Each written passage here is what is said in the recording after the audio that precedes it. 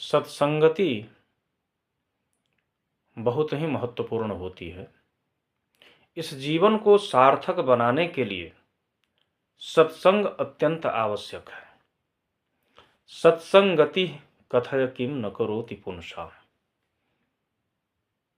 सत्संगति से मनुष्य क्या नहीं कर सकता है, और वहीं कुसंग मिल जाए तो यह जीवन नरक हो जाता है, जीवन की सार्थकता असिद्ध हो जाती है।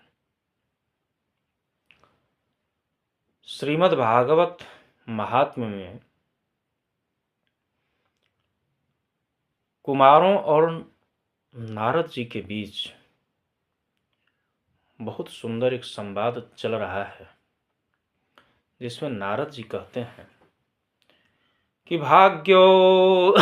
भाग्योदयेन बहुजन्म समर्जितेन सत्संगमं च लभते पुरुषो यदा वै अज्ञानहेतुकृतमोहमदान्धकार नाशं विधाय हि तदोदयते विवेक। मनुष्य का जब अत्यंत भाग्य होता है, भाग्य का उदय होता है, कई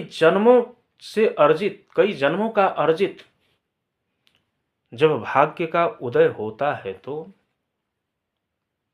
सत्संग की प्राप्ति होती है। सत्संग ऐसे नहीं मिलता है। सद्गुरु, अच्छे गुरु, अच्छी संगति अर्थात अच्छे व्यक्ति का सानिध्य ऐसे नहीं मिल जाता है। कई जन्मों के अर्जित पुण्य के प्रभाव से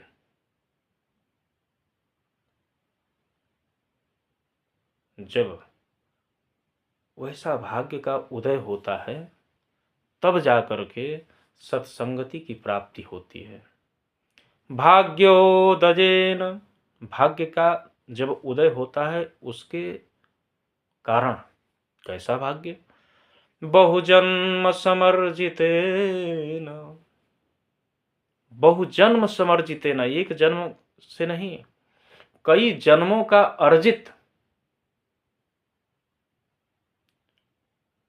जो पुण्य होता है, शुभ कर्म होता है, तो वह भाग्य में परिवर्तित हो जाता है, भाग्य में बदल जाता है।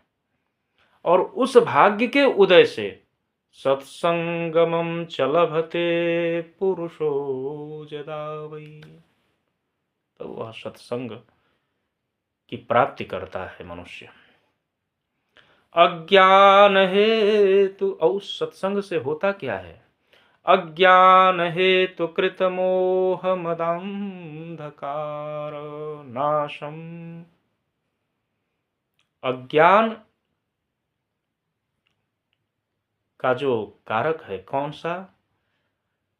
मोह मद, मोह मद ये अज्ञान के कारक हैं।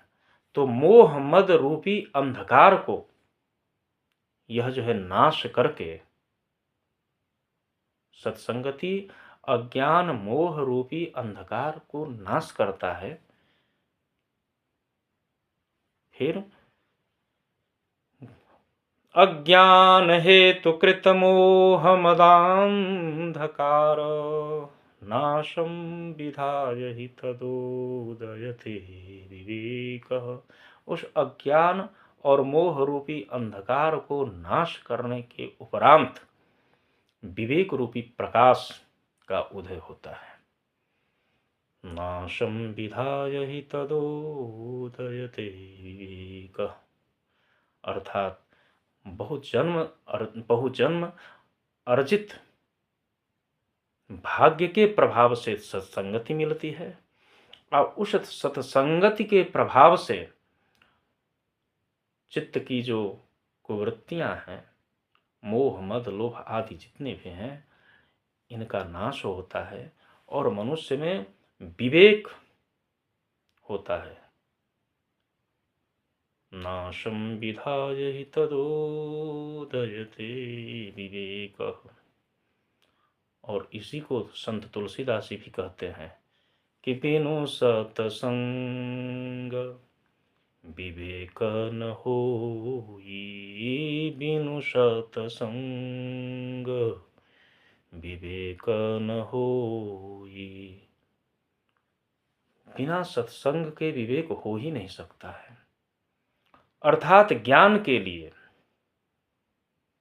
विवेक के लिए